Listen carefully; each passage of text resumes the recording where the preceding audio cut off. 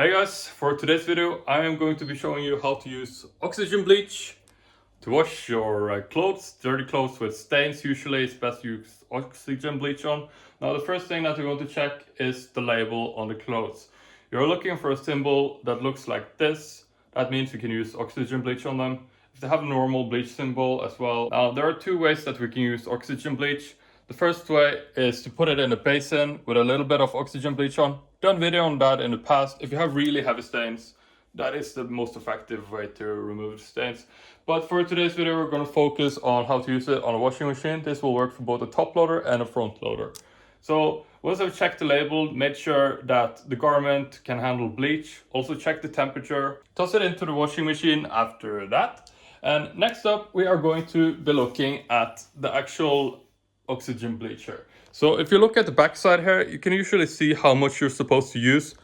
I generally recommend about a tablespoon's worth for 5 kilo wash, something like that.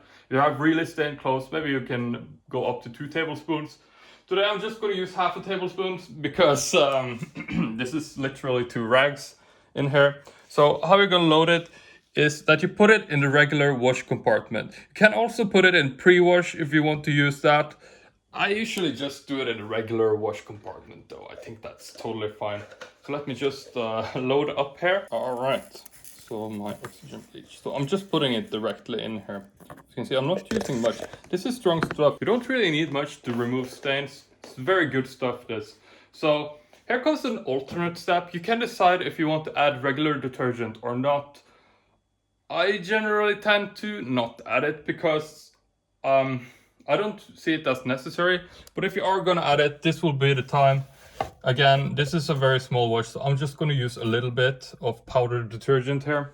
I'm just going to add it into the same tray. That's usually totally fine here for your to mix these two, oxygen bleach and detergent.